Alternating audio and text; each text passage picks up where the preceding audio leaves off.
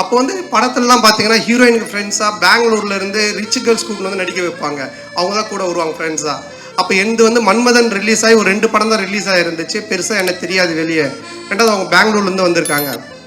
ஆர்யா தான் ஹீரோ. அந்த அறிந்து மரியாதை நடித்து முடிச்சிருக்கான ரிலீஸ் ஆகலை. ஸோ நாங்கள்லாம் ஒன்றா தான் உட்காந்து சாப்பிடுவோம். எங்களுக்கு கேரவன் கிடையாது. அப்போது அவங்கெல்லாம் நீங்கள் யாருன்னு என்ன கேட்கும்போது நான் ஆர்யா ஹீரோன்னு தெரியும். இந்த படத்தில் நாங்கள் யாருன்னா ஒன்று ஆர்யாவில் என்னது இது யாருன்னு கேட்டிங்களா?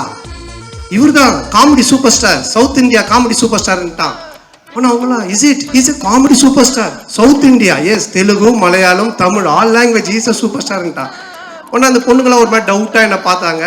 பார்த்தோட டக்குன்னு ஆரியாவில் வச்சா அவங்க டவுட்டாக பார்க்குறாங்க. டக்குன்னு ஒரு காமெடி பண்ணு அப்படின்னா, டேய் என்னடா சம்மந்தமே இல்லாமல் காமெடி சூப்பர் ஸ்டார்னு இப்போ காமெடி பண்ணுன்ற மச்சா பண்ணு தப்பாயிடும் நீ பண்ணு அப்படின்னா, சரி நானே எழுந்து அவங்க முன்னாடி சரி பழைய பாட்டுக்கு இப்போ இருக்க ஹீரோஸ்லாம் டான்ஸ் ஆன அப்படின்னா ஆடி காமிச்சிக்கிட்டு இருக்கேன்.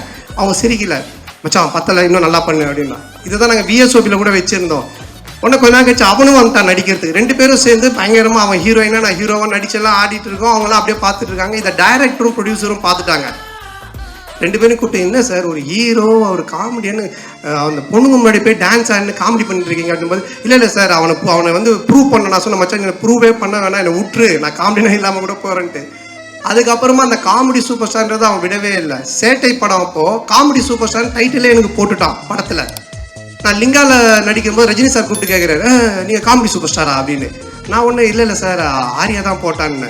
நீங்கள் சொல்லாமலா போட்டிருப்பான் அப்படின்னாரு. சார் சத்தியமாக நான் சொல்ல சார், அதாவது என்னை எந்த லெவலில் மாட்டி விட்டுருக்கானா. ஸோ எங்களோட ஃப்ரெண்ட்ஷிப் அந்த மாதிரி.